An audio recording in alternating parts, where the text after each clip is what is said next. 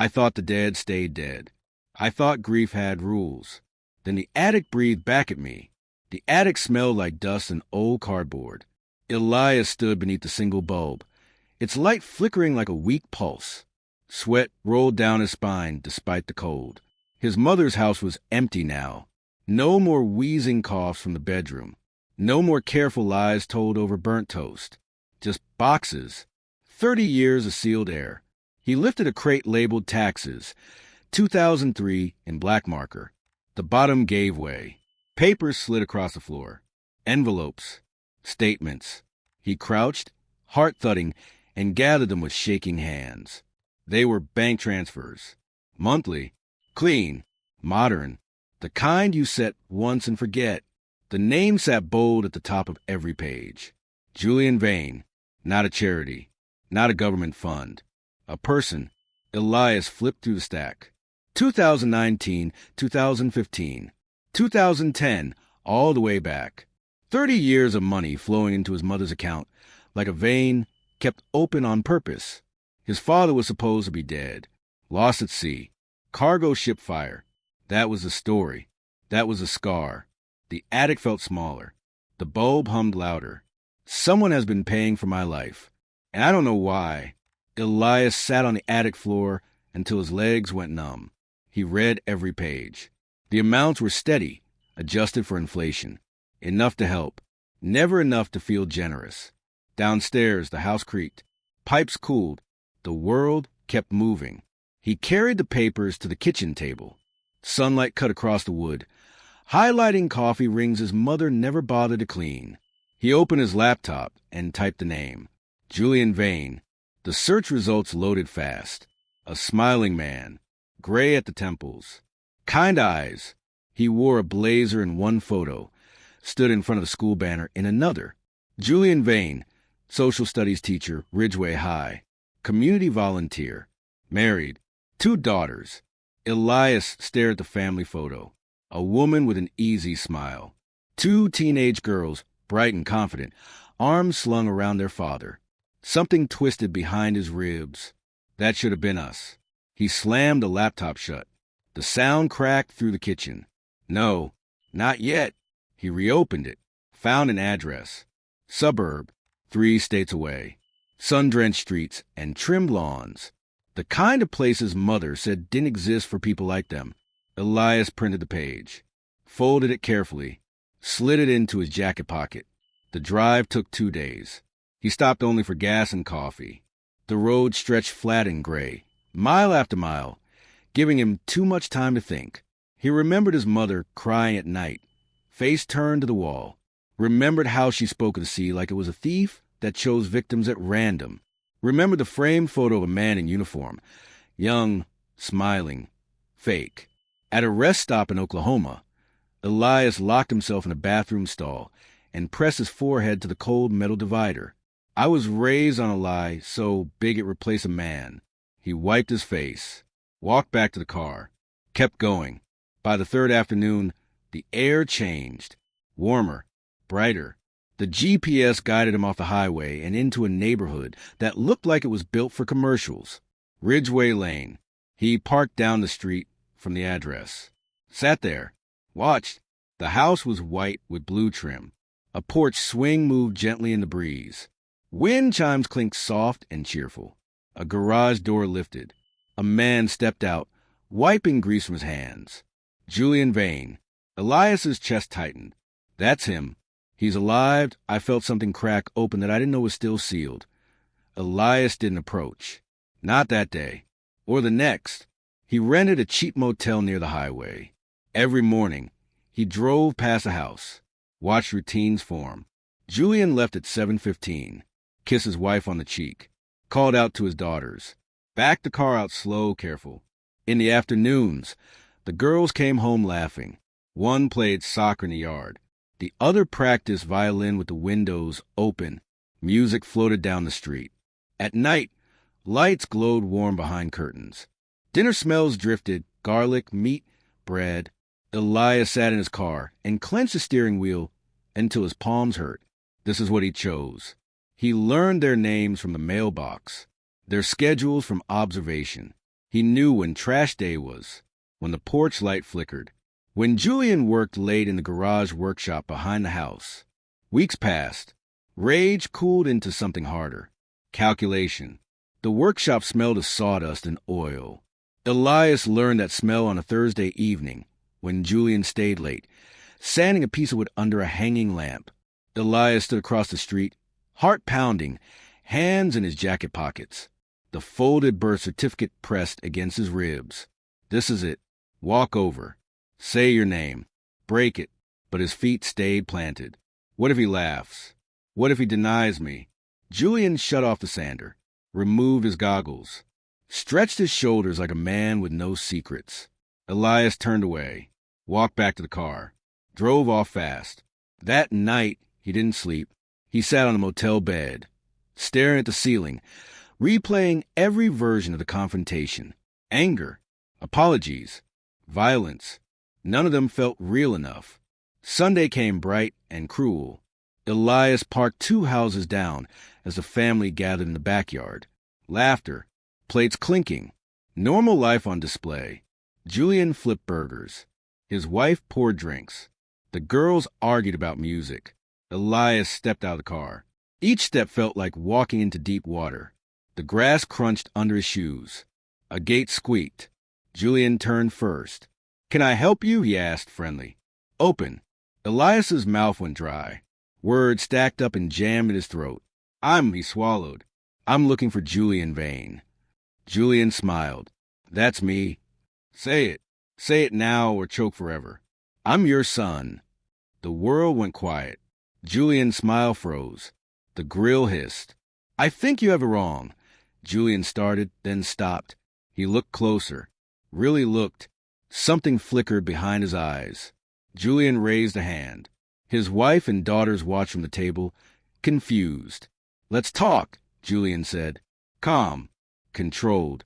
"Over there." They moved to the workshop. The door closed. The smell hit Elias again, wood, oil, metal. Elias pulled the folded paper from his jacket, smoothed it on the workbench with shaking hands. "My name is Elias," he said. "You sent money to my mother for 30 years. She told me you died." Julian stared at the birth certificate, his face drained of color. Silence stretched. Thick. Dangerous. This is the moment. This is where the lie dies. Julian exhaled slowly. Looked up. Not angry. Not afraid. Just tired. "Elias," he said softly. "I wondered if you'd ever follow the money." The words landed wrong. Not defense. Not denial. Julian's eyes held something Elias didn't expect. Pity. Elias felt the ground shift under his feet. "Everything I know is about to fall apart. I thought rage would carry me through this. Instead, confusion sat heavy in my gut, like spoiled food." Julian leaned back against the workbench. The fluorescent light buzzed overhead. Outside, laughter drifted into the thin walls, his family, unaware. "You shouldn't be here," Julian said quietly. "Not like this." Elias clenched his fists. "You don't get to decide that." Julian nodded once, accepting the hit. He looked older up close.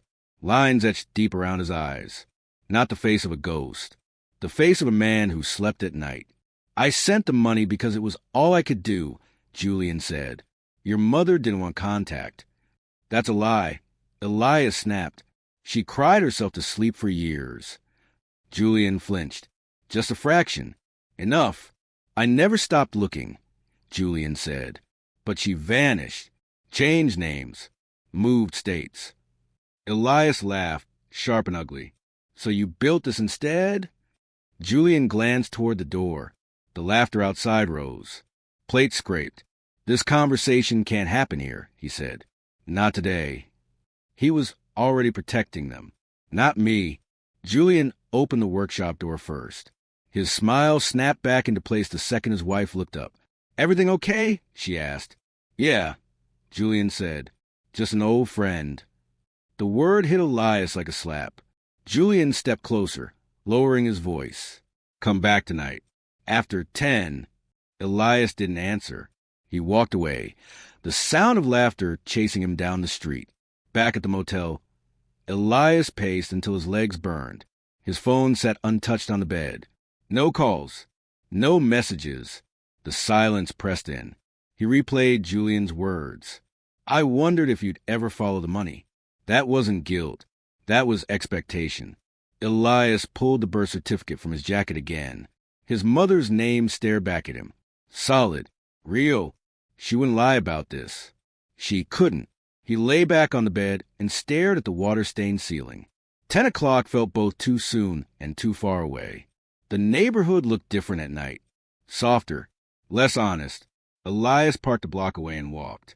Porch lights glowed like watchful eyes. Somewhere, a dog barked once and stopped. Julian met him at the end of the driveway. No smiles this time. They sat in Julian's car. Engine off. Windows cracked. The air smelled like cut grass. I didn't abandon you, Julian said immediately. That's the truth. You disappeared, Elias said. Same thing. Julian shook his head. Your mother ran. She was scared. Paranoid. She thought everyone was against her. That's convenient. I tried to take you home, Julian said. His voice tightened. She threatened to disappear forever. Silence filled the car. Elias stared at the dashboard. Cracked plastic. Dust in the vents. You chose her, Elias said. Julian closed his eyes. I chose to keep you alive. The words echoed, heavy and strange. Julian talked in pieces. Careful fragments. Enough to unsettle. Not enough to convince. He spoke about lawyers. About letters returned unopened. About a private investigator who lost a trail. Elias listened, arms crossed, every nerve screaming for proof. You could have done more, Elias said. I know, Julian replied. No defense. Just fact. For a moment, Elias saw it. 30 years collapsing into a single bad decision. Then anger surged back. You let me believe you were dead. Julian swallowed. I thought she'd tell you when you were old enough. I wanted to hit him. I wanted him to bleed. So something made sense. Elias shoved the car door open and stepped out. We're not done, he said. Not even close. Julian didn't stop him. Elias didn't go back to the motel. He parked near the high school the next morning and watched Julian teach through a classroom window. A good teacher. Engaged. Students laughed. Elias felt sick. At lunch, Julian ate with other staff. Smiled. Lived. Elias followed him home. Watched the daughters hug their father at the door. They don't know what he is. That afternoon, Elias walked the perimeter of the house again. Not as a stranger this time. As a threat. He imagined walking inside. Saying the words out loud. Watching the damage spread. The thought steadied him. Julian called that night. Elias let it ring 3 times before answering. I found something, Julian said. You need to see it. Why should I trust you? You shouldn't, Julian said. But this isn't about trust. They met in the workshop again. Julian pulled a metal box from beneath the bench. Old, dented. Inside were copies of letters. Photos. A toddler on a beach. Elias recognized himself instantly. I kept everything, Julian said, in case you ever came back. Elias's hands shook as he flipped through the photos. That's me. That's really me. His chest tightened. The room spun. For the first time, doubt crept in, not about Julian, about his mother. Elias stepped back from the workbench. The air felt thin. This doesn't prove anything, he said, though his voice cracked. Julian watched him carefully. I'm not asking you to forgive me. Outside, a car door slammed. One of the girls laughed. I'm asking you to listen, Julian said, because the story you were told, it's not complete. Elias folded the photos and shoved them into his jacket. Then finish it, he said. Julian opened his mouth, closed it again. Tomorrow, he said, some truths shouldn't be rushed. Elias turned toward the door. If he's lying, I'll destroy him. He stepped into the night, the weight of 30 years pressing down as a new thought took root. What if she lied to me first? If my mother lied, then my entire childhood was evidence tampered with at the source. Elias didn't sleep. He sat on the edge of the motel bed until dawn leaked through the curtains, turning the room gray. His head throbbed. The photos Julian showed him replayed on a loop, grainy, sunburned, undeniable. A man crouched beside a toddler on a beach. A hand steady at his back. Protective. Present. Elias pressed his palms into his eyes. The dead don't leave photographs. By 8 a.m., he was back in the car. He drove without music, without direction at first, then found himself circling the same block where Julian lived. The house was quiet. No laughter. No grill smoke. Julian's car was gone. Elias's phone buzzed. A single text. Workshop, 10 a.m. Please. He stared at the screen until the letters blurred. I don't want answers. I want something to blame. The workshop felt different in daylight. Less shadows. More dust. The truth didn't hide as well. Julian stood at the bench when Elias arrived. No greeting. Just a nod. I brought records, Julian said. Folders appeared. Legal paper. Old addresses. Certified mail receipts. Elias flipped through them fast, then slower. Names his mother once mentioned in passing. Towns she said they lived in briefly. All lined up. She kept moving, Julian said. Every time I got close. Elias clenched his jaw. You're saying she kidnapped me. I'm saying she ran with you, Julian replied, and made sure I couldn't follow. The word kidnapped echoed in Elias's skull, sharp and wrong. My mother wasn't a monster, Elias said. Julian met his eyes. Neither am I. Silence fell between them, thick, unforgiving. Julian opened a drawer and removed a cassette tape, labeled in faded ink. Elias, age 6. She sent this once, Julian said. No return address. Elias hesitated, then took it. His hands shook as Julian slid an old player across the bench. Static, then a child's voice. His voice. Daddy, the tape said. Mommy says you're at sea. Elias staggered back, breath hitching. That's me. That's my voice. I didn't imagine him. Julian turned away, shoulders tight. I played that tape every birthday, Julian said, until it wore thin. Elias slammed the stop button. The room rang with sudden silence. For a moment he couldn't stand. His legs felt hollow. She didn't protect me. She hid me. Elias walked out without a word. The sun hit him hard, too bright, too real. He drove until the road blurred, then pulled over and vomited onto the gravel shoulder. His phone buzzed again. He ignored it. He drove instead to the address listed on one of the folders. An old apartment complex an hour away. Brown brick, empty windows. The manager remembered her. Quiet woman, she said, always nervous. Paid cash. Elias sat in the car afterward, gripping the wheel. Every memory shifted. Every story bent out of shape. I don't know which memories are mine anymore. That evening, Elias returned to the workshop on his own. Julian wasn't there. He searched the space slowly, not invading, investigating. On a shelf sat a framed photo turned face down. Elias flipped it over. Julian, younger, standing beside a woman who wasn't his wife. Dark hair, sharp eyes. His mother. Elias's chest tightened. He stared until the edges of the image blurred. He remembered that face leaning close when she whispered warnings about strangers, about trust. She was afraid of losing me, or afraid of losing control. The workshop door opened behind him. Julian froze when he saw the photo in Elias's hands. I didn't know you kept that, Elias said. Julian nodded. I never stopped. They sat on opposite stools. No shouting now, just fatigue. She said you'd take me away. Elias said that you'd disappear me. Julian shook his head. I wanted joint custody. She panicked. Elias rubbed his temples. You should have fought harder. Julian's voice cracked. I did, and I lost. The admission hit harder than any denial. Outside, a lawnmower hummed. Normal life continued. Elias stood. I need time, he said. Julian didn't argue. I'll be here. Elias drove until night fell. He parked at a lookout overlooking the city lights. He turned off the engine and sat in the dark. His mother's voice echoed in his head. Her warnings, her fear. Julian's voice joined it. Calm, broken, real. Elias pressed his forehead to the steering wheel. I loved her. I still love her.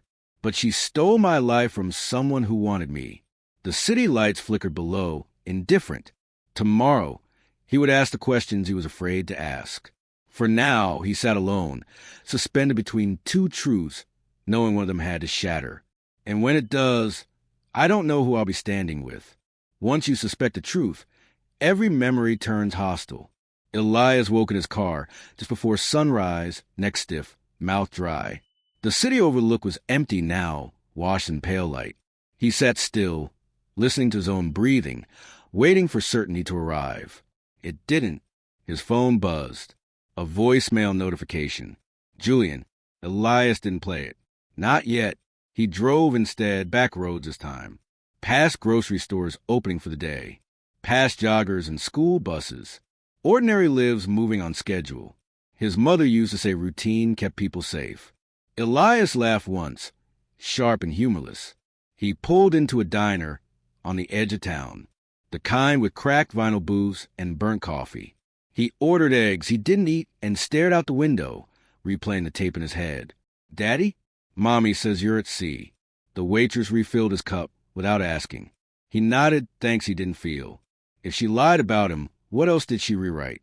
Elias drove to the public records office next. The building smelled like paper and disinfectant. He filled out forms with steady hands, surprised by his own calm. Names, dates, addresses he now knew were borrowed. The clerk returned with a thin folder.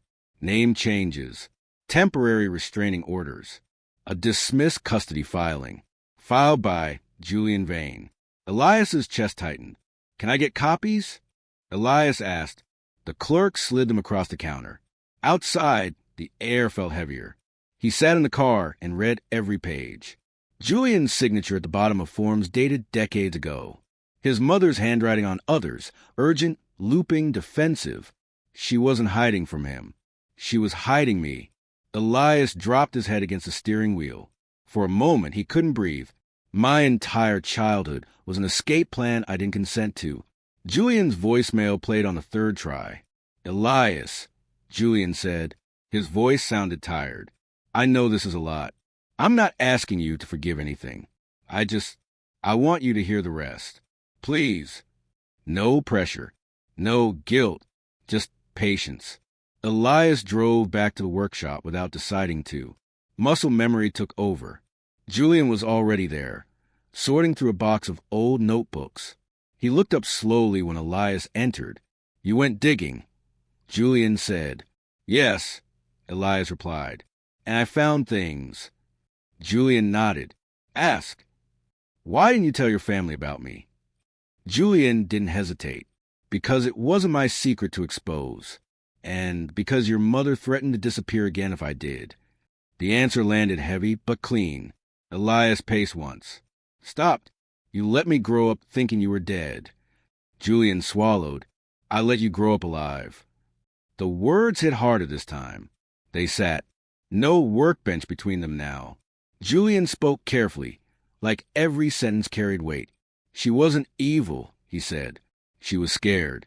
Possessive. She believed the world wanted to take you. Elias remembered locked doors. Frequent moves. No close friends. She told me you were dangerous, Elias said quietly.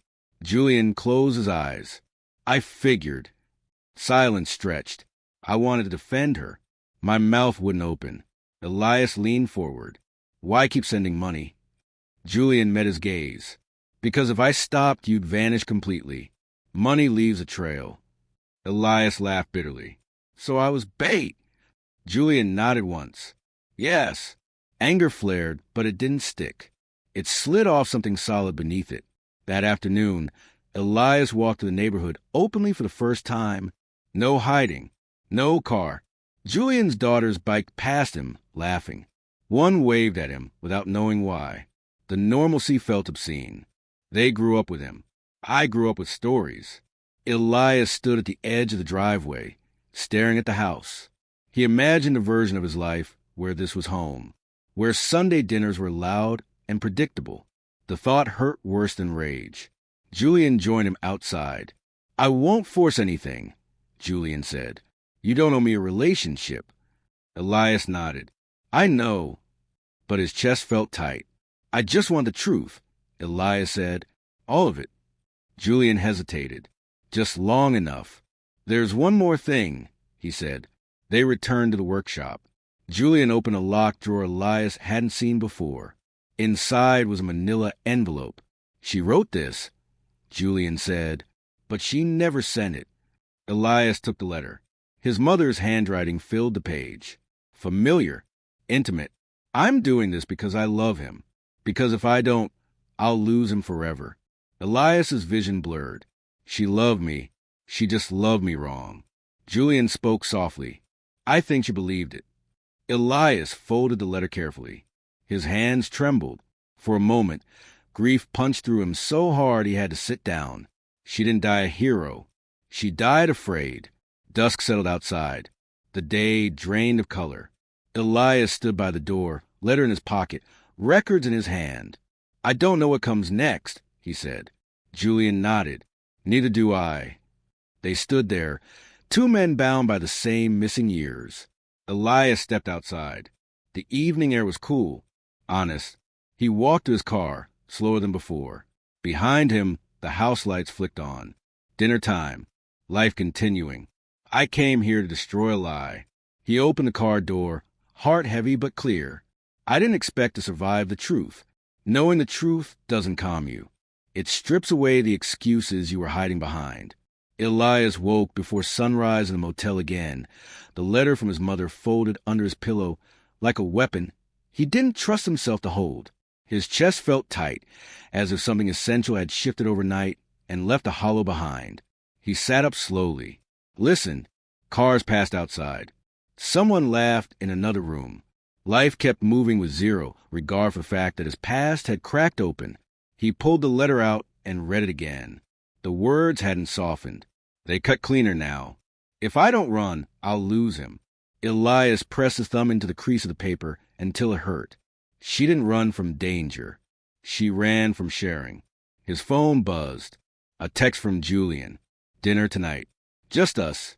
No family, if you're willing." Elias stared at the message. "I came here to confront a stranger. Now I'm deciding whether to sit across from my father." He typed OK before he could change his mind.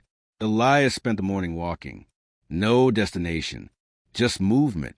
He passed playgrounds where parents watched closely, past a marina where boats rocked gently against their slips. The smell of fuel and water hit him hard. His mother hated boats. He stopped at a coffee shop and watched a father tie his son's shoelace. The kid squirmed, impatient. The father stayed calm. Elias felt something hot rise in his throat. "I never had that. Not because he didn't want me, but because she couldn't let go." The thought didn't bring relief. It brought grief in a new shape. By afternoon, he found himself back at the workshop. Julian's car wasn't there. Elias sat on the curb, arms wrapped around his knees, waiting without knowing why. When Julian arrived, he slowed the car when he saw Elias. "You didn't have to wait," Julian said. "I know," Elias replied. They stood there awkwardly. No script left to follow. Dinner was quiet. A small place near the edge of town. No music. No TVs.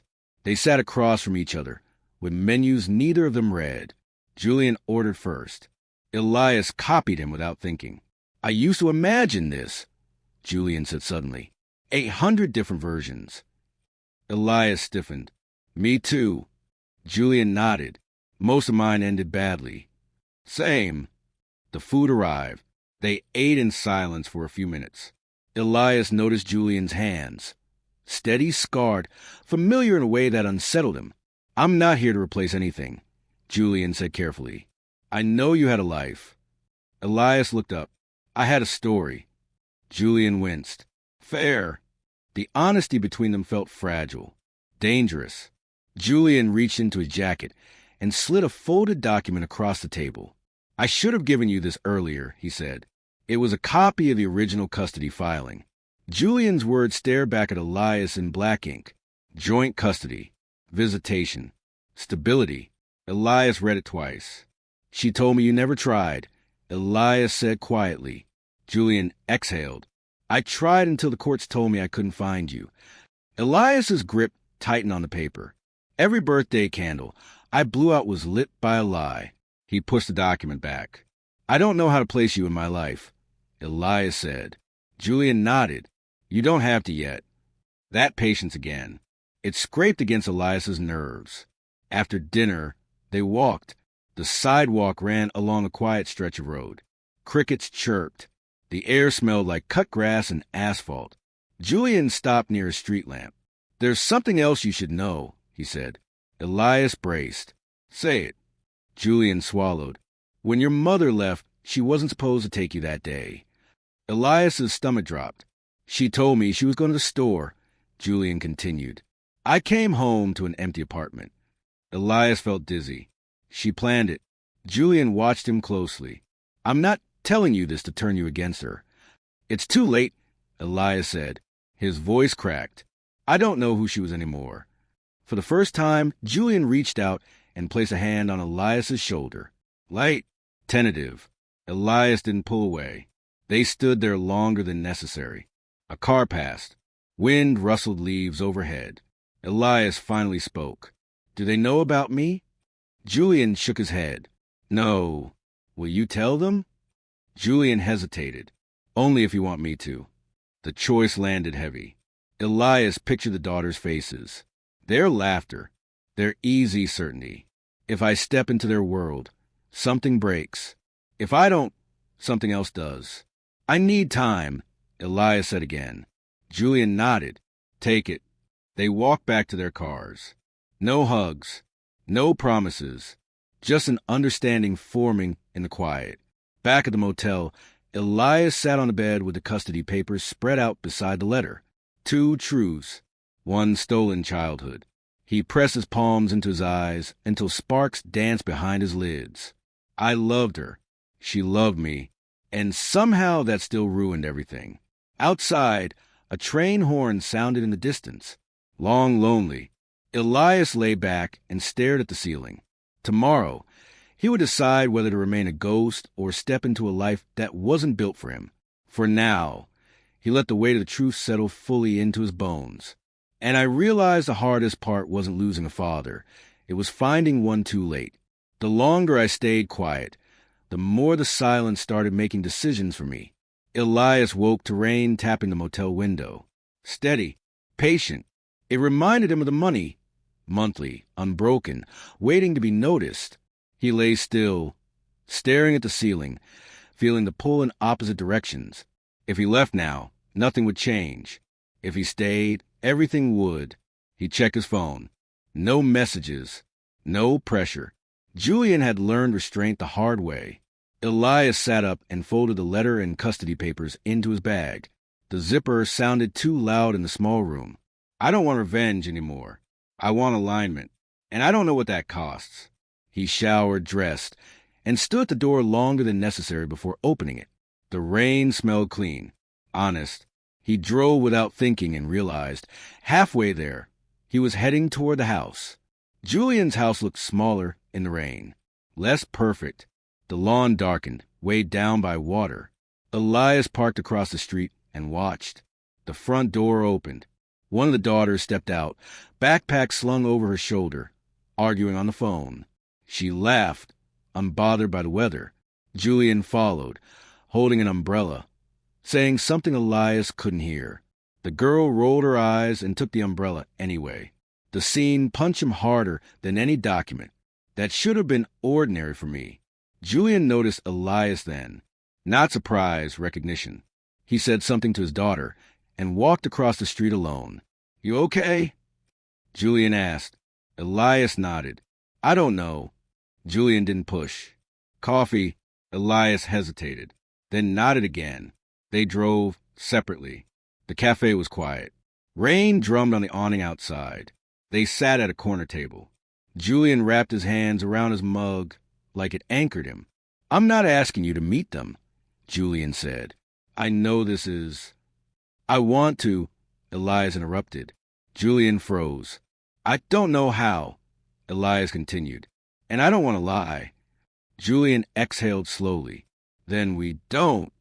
Elias stared at the steam rising from his cup. I won't be a secret, Elias said. Not again.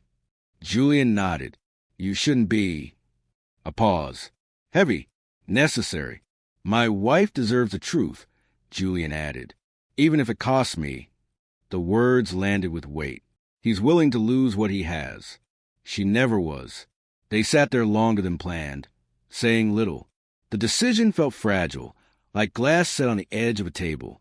I'll tell her tonight, Julian said finally, before the girls get home. Elias's pulse spiked. I don't need to be there. Julian studied him. Are you sure? Elias nodded. This part isn't about me. Julian gave a sad smile. You're wrong, but I hear you. They stood. Julian hesitated, then extended his hand. Elias took it. The grip was firm. Real. This is what choosing looks like. No drama, just consequence. Elias watched Julian walk back to his car. The rain had slowed to a mist. For the first time, Elias felt something like forward motion. Elias spent the afternoon walking aimlessly through town. His phone stayed silent. Every vibration he imagined wasn't real. He passed a bookstore and went in without thinking. Found himself in the family section. Stopped. I don't belong here. Not yet. He bought nothing and left. At dusk.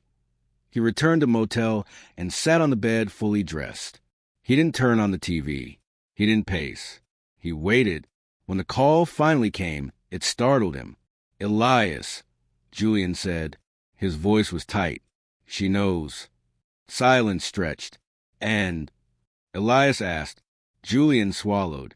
She's angry, hurt, confused, but she's listening. Elias closed his eyes. That's more than I was ever given. Julian spoke quietly, carefully. She wants to meet you. Not tonight. Soon. Elias's chest tightened. The girls? They don't know yet. Elias nodded, though Julian couldn't see it. Take the time you need, Julian said. We'll move at your pace. After the call ended, Elias sat motionless. Fear finally surfaced, not of rejection, but of presence. Once they see me, I become real, and real things can be judged. He lay back and stared at the ceiling until the light faded from the room. Night settled fully. Elias stepped outside and breathed in the cool air. The rain had washed the street clean. Everything smelled sharper. He thought of his mother, not as a villain, not as a saint, but as a person who made a choice and never found a way back. He thought of Julian, standing in a house suddenly unstable, choosing honesty anyway. Truth doesn't heal. It reorders the damage. Elias went back inside, packed what little he had, and sat by the door. Tomorrow, he would step into a life that didn't know him yet. And for the first time, he wouldn't arrive as a ghost. I wasn't stolen anymore. I was choosing where to stand. I used to think confrontation meant violence. I didn't know it could feel this quiet and still be lethal. Elias woke before the alarm. The motel room was dark, the air stale. Today wasn't about discovery. It was about exposure. He sat on the edge of the bed and laced his shoes slowly, deliberately. His hands didn't shake. That scared him more than fear ever had. He checked his phone. One message from Julian. She's ready. Noon. Our house. No emojis. No qualifiers.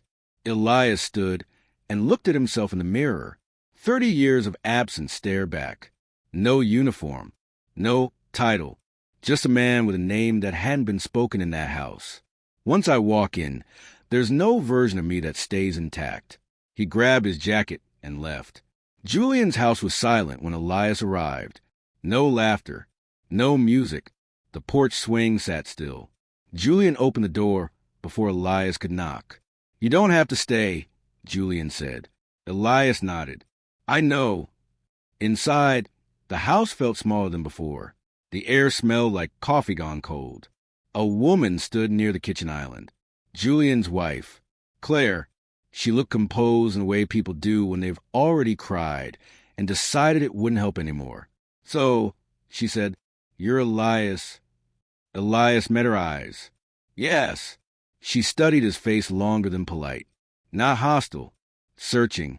You look like him, she said finally. Julian shifted. I didn't know, Claire continued, about any of it. That matters. Elias swallowed. I believe you. The truth landed between them, raw and unstable. They sat. No one offered food. Claire folded her hands. Tell me what you want. The question startled Elias. I don't want money, he said immediately, or an apology that fixes everything. Julian watched him carefully. I want the truth to exist, Elias continued, without me being erased. Claire nodded slowly. That's fair. She turned to Julian. You should have told me years ago. Julian didn't argue. I know. Silence pressed in. Claire looked back at Elias. The girls are at school. They don't know yet. Elias's chest tightened. Once they do, I stop being hypothetical. I don't need to meet them today, Elias said. Relief flickered across Claire's face. Brief, honest. Claire stood and poured herself water. Her hand trembled just enough to notice. Did she really tell you he was dead? Claire asked. Yes, Elias said. Every day of my life. Claire closed her eyes. Exhaled. That's cruel, she said quietly.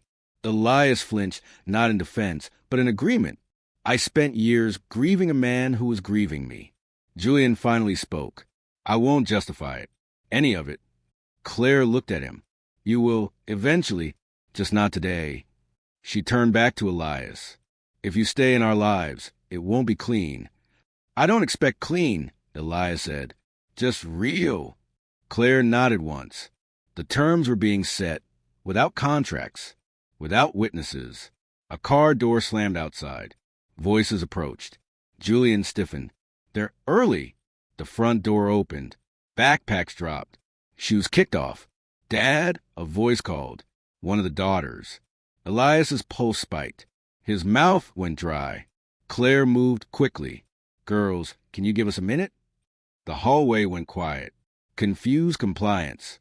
Elias stood. I should go, he said. Julian hesitated. Claire didn't. Probably, she said. For now. Elias grabbed his jacket. He didn't look down the hallway. Not yet. I'm not ready to be seen by people who don't know I exist. Julian walked him to the door. Outside, the sun felt too bright. Julian stopped on the porch. I'm sorry this hurts. Elias nodded. It was always going to. Julian swallowed. I don't expect anything from you. Elias looked back at the house. Curtains drawn. Voices muffled. You already gave me something, Elias said. The truth. Julian's eyes shone, but he didn't speak. They stood there a moment longer. Two men bound by what they lost and what they might still build. Elias drove until the house disappeared from the rearview mirror. His chest ached, not with anger, but with effort. Truth took work. Presence took courage. He parked at a lookout again. Same city, different weight. I didn't destroy their family. He rested his head against the seat. I interrupted a lie. Below, the city moved on. Cars, people, ordinary lives colliding with extraordinary secrets. Tomorrow would bring harder conversations. Names spoken aloud. Faces turning toward him. But today, he stayed seated, breathing through the ache. And for the first time, I wasn't afraid of what I'd uncovered. I was afraid of what I might finally belong to. I thought closure would feel like a door shutting. Instead, it feels like standing in a room with all the lights on, nowhere left to hide. Elias woke late. Sunlight cutting across the motel wall in hard lines. The room felt temporary, in a way it hadn't before. He dressed without rush, every movement deliberate. Today wasn't about proof. It was about presence. His phone buzzed once. Julian, the girls know. They want to meet you. Only if you're ready. Elias stared at the message until his pulse steadied. Ready was a lie people told themselves. You didn't get ready for moments like this. You showed up or you didn't. If I don't go now, I never will. He typed okay and stood. The house looked the same. That was a problem. Julian opened the door slowly, as if noise might break something fragile. The girl stood behind him. One taller, guarded. The other smaller, curious eyes flicking over Elias's face. "This is Elias," Julian said. His voice held steady. "My son." Silence fell. Heavy, unforgiving. The taller girl crossed her arms. "So, like our brother?" Elias swallowed. "Yes." The younger one tilted her head. "You don't look old." A strange laugh escaped Elias before he could stop it. "Neither do you." Claire watched from the kitchen, arms wrapped around herself. She didn't interrupt. The taller girl nodded once. "Okay." That was it. No tears. No shouting. They didn't reject me. That terrified me more than anger ever could. They sat in the living room. No one turned on the TV. Questions came slow. Careful. Names. Ages. Where Elias grew up. The girls listened without interrupting. The younger one asked about his job. The older one asked why he never came before. Elias didn't look at Julian when he answered. I didn't know where to go. The truth landed clean. Julian finally spoke. "I should have found you sooner." The taller girl looked at him sharply. "You said you tried." "I did," Julian said. "But I also stopped pushing when I shouldn't have." The admission shifted the air. Ownership, not excuse. Elias felt something loosen in his chest. Truth doesn't need defending when it's complete. After an hour, the younger girl stood. "I'm hungry." Claire moved immediately, grateful for normalcy. The kitchen filled with small sounds, plates, drawers, water running. The taller girl stayed seated, eyes fixed on Elias. "Do you hate him?" she asked quietly. Elias answered without hesitation. "No." She studied him. "Do you hate us?" The question hit hard. Direct. Earned. "No." Elias said, "I don't know you yet." She nodded, satisfied.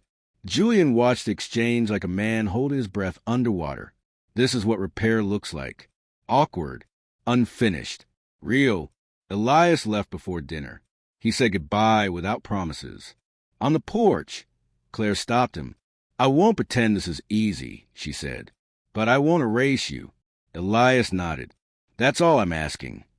Julian walked him to the car. Neither spoke until Elias opened the door. "I'm staying," Julian said quietly. "Whatever that costs." Elias met his eyes. "I know." They shook hands. It felt inadequate. Honest. Elias drove out of town as the sun dipped low. The road stretched clean and open. No maps. No plans. He stopped at the state line and pulled over. Wind rushed past, loud and alive. He took the letter from his mother out one last time. Read it. Folded it carefully. Placed it in the glove compartment. She loved me. She just couldn't share me. Elias rested his forehead on the steering wheel, breath shallow.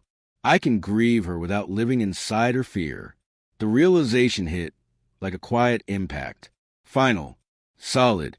Night settled as Elias crossed into the next state. The radio played low, something unfamiliar. He wasn't heading back to a lie anymore. He wasn't chasing ghosts. Behind him, a family was rearranging itself around a truth that could no longer be buried. Ahead of him, a life waited, unfinished, but as to choose. Elias drove on, steady hands on the wheel, eyes forward. I wasn't the inheritance of silence anymore. I was the end of it.